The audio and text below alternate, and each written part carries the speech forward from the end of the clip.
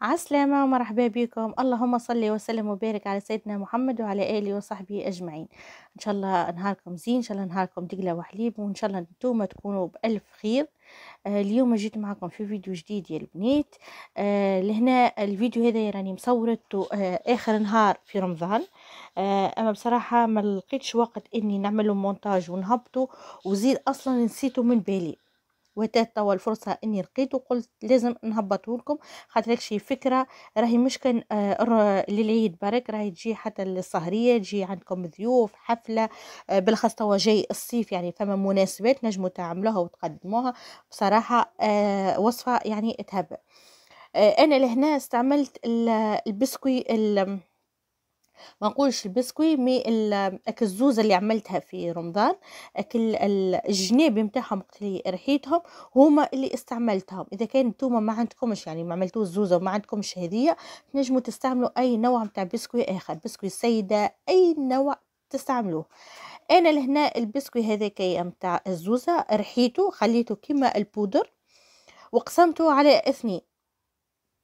انا لهنا طيحت لي كميه باهيه، على خاطر فما كعبات زاد نتاع زوزه وانا قاعده نقد فيهم، يعني نقد لهم في الجناب نتاعهم، تكسروا في يديا، دونك وليت زدتهم على يعني على الخليط هذاكيا، وزدت ريحتهم معاه. انا لهنا الخليط نتاعي قسمته على نصفين. نصف الاولاني مش نخلط معاه شويه فستق، حبيت نحط فيه هكا شويه يعني مطعم الفستق.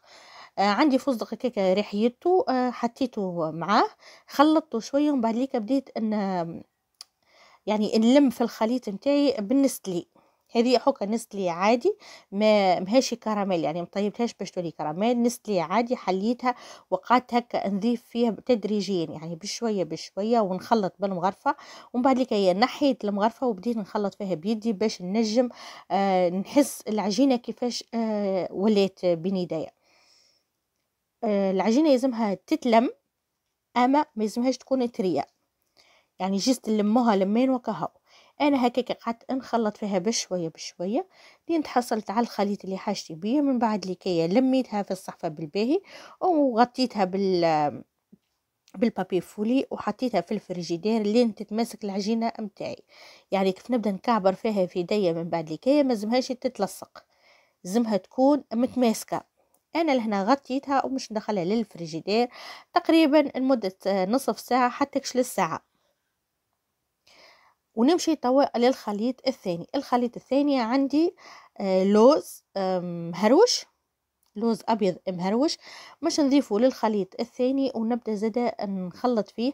اما ما خلطوش بالنسلي، مش نخلطه بالنوتيلا. عملت نوعين متاع كعابر، نوعيه باللوز والنوتيلا، ونوعيه بالفستق والنستلي. لهنا ضفت اللوز متاعي، ومش نبدا نضيف يعني في النوتيلا بشوي بشوي.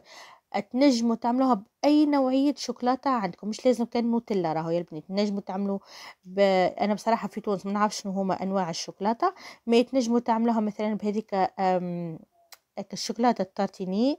فما شوكولاته متاع نوازيت، يعني فما برشا انواع متاع شوكولاته تنجموا تعملوا بها. تنجموا حتى نتوما تذوبوا، اذا كان عندكم الكتوابه الكبيره متاع الشوكولاته تنجموا تذوبوا زوز ولا ثلاثه نتوما على حسب الخليط متاعكم، تذوبوهم وتخلطوا بهم البسكويت عادي. تجي زاده بنينه وفيها مطعم بصراحه يهبل.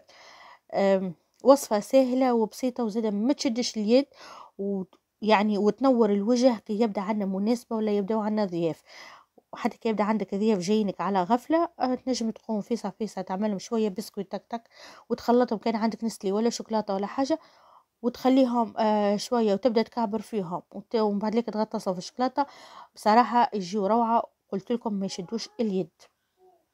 هذه هي الخليط نتاعي. شوفوا انا بصراحه ضفت فيه ياسر شوكولاته، يعني ضفت بزايد شوكولاته، جاتني اطريه شويه، اما مش مشكله. خاطر النوعيه يعني النصف هذايا بتاع الخليط يا متاع الشوكولاتة ما عملتوش هيك عابر، انا اتو تشوفوه من بعد الكاينة كيفاش عملته لهنا. كيف مش ندخله للفريجيدير ومش نخليه يرتاح هكاك بين نصف ساعة والساعة. كيف وكل الخليط الاولاني. هذا الخليط الاولاني بعد ما خليته ارتاح بالباهي. شوفوا كيفاش ولالي، يعني ولالي يابس، والنجم نكعبره من غير حتى ما يلصق لي في الدين ويعذبني في التكعبير متاعو. توي كي مش نبدا نهز فيها بشوي بشويه. انا بصراحه استعملت الميزان متاعي خاطر ما حبيتهمش يكونوا كبار، وزيد حبيتهم كلهم يكونوا في نفس الكبر، ما حبيتش كعبه كبيره وكعبه صغيره. لهنا انا الكلهم عملتهم تقريبا 15 جرام. قعدت كيكه نلمها في يديا، نبدا هكا بالصوابع، يعني لين نطراها شويه بين الصوابع، وبعد هيك نكعبرها ونحطها في الطبق هكاك بجنب. كملت الكميه متاعي كلها بنفس الطريقه. ولهنا بصراحه قلت لكم اخر نهار في رمضان راسي وجعني، قلت مادام هو فطار ونجم نرقد يعني على راحتي. وليت عملت قهوه عربي وقعدت كيكه سهره في الليل.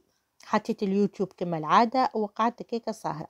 لهنا خذيت الشوكولاته متاعي، شوكولاتة أولي، يعني شوكولاتة بالحليب. عملتها في بان ماري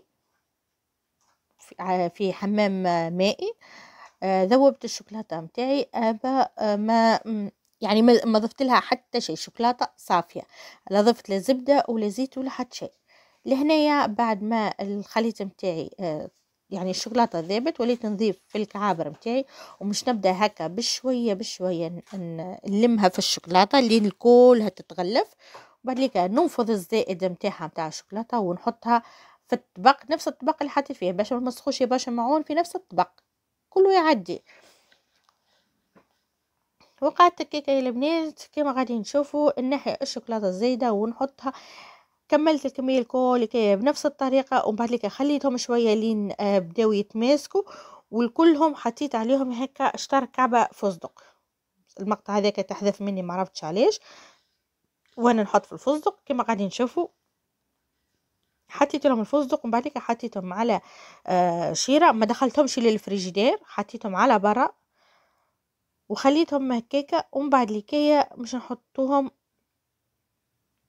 مش نمدك البابيه هذومية، ونبدا نحي فك الزايد اللي يبدا في القاعه، نحيهم هكاك بشويه بشويه بطرف اصوابعي، والا بالسكينه تنجروهم شويه. المفيد بيه ما تنحيوش الشوكولاته متاع اللي على البسكويت، جيست الزائد وبرا نحيوه. حطيتهم كما هكاكا وخليتهم زاده على جنب لين الشوكولاته زاده تزيد تتماسك. يعني كل ما تخليوها فتره اطول انها تتماسك تجيكم خير، وما الشوكولاته ما تذوبش. وكيف تعملوها يا البنات؟ ما تخليوهاش على براد، توا نعرفوا الطقس مش يبدا يسخن او سخن، والشوكولاته نعرفوها تذوب في السخانه، فلذلك كيف تعملوها خليوها تتماسك شويه على برا، ومن بعد ليك دخلوها للفريجيدير. وكل ما تجيو مش تمدوا منها مدوها من الفريجيدير ورجعوا الباقي. ديما المفيد به استحوذوا عليها في الفريجيدير باش ما الشوكولاته نتاعكم ما تذوبش. هذايا هو الخليط الثاني البنات نتاع النوتيلا. زاد كيف المقطع هذايا تحدث مني، حطيت لولدي تليفوني خي برشا مقاطع نتاع برشا فيديوهات نحاهم لي. انا بعد ما خليتها هكا تماسكت لي شويه، مشيت حطيتها في حطيت هذاك البابي فوليا في على البايركس، غلفت به البايركس نتاعي. ومن بعد لكي حطيت الخليط نتاع البسكوي والنوتيلا واستويته بصوابي. حطيت يعني خليت الكميه الكل لكي قد مش شيره كبيره وشيره جويده. ومن بعد لكي حطيت عليهم الشوكولاته الفاضله اللي غلفنا بها الكعابر نتاع البسكوي الاولانيين. زدت عليها انا بصراحه شويه شوكولاته اخرى، ومن بعد لك حطيتها غلفتها فوق الخليط. وتوي كيف مش نعاود نغطاها بالباهي وندخلها للفريجيدير. انا لهنا باش تتمسك لي بالكدا خليتها ليله كامله. يعني انا عملتها هذه في الليل، الصباح باش قصيتها، يعني مش خليتها ساعة ولا ساعتين بعد كده طلعت قصيتها، لا بيتها ليل كامل والا خليها نهار كامل وهي في الفريجيدير، ومن بعد لكي يمدها وقصها. هذه هي الوصفة متاعي. بصراحة طريقتها سهلة وبسيطة وبنينة بنينة بنينة ما نحكيلكمش. أنا كيف يجي بحذايا حاجة نحطها في الطبق، هما أول وحيد ياكلوهم، الكعب نتاع الشوكولاتة وهذيك والمي كلهم أوفاو، وبالأخص الصغار حبوهم ما نحكيلكمش قداش. هذه هي وصفتي لليوم يا البنات، إن شاء الله تكون عجبتكم ونالت استحسانكم. وبالطبيعة إذا كان عجبتكم الوصفة ما تنسونيش في الجيم والشير والاشتراك في القناة. آه وفعلوا زر الجرس باش يوصلكم كل فيديو جديد. ربي يديمكم نعمة في حياتي وربي يبارك لكم ويعطيكم كل ما تتمناه. شوفوا الكعيبات هذوما اللي عملتهم بالنوتيلا، شوفوا محلاهم مزيانهم بصراحة روعة، وفي طبق التقديم زادهم منظر وفينا هكا بصراحة ما نحكي لكمش. ان شاء الله وصفتي تعجبكم وان شاء الله اتنال استحسانكم. وتوي كيا يا البنات ما بقالي باش نقول لكم تصبح على خير وليلتكم زينة الناس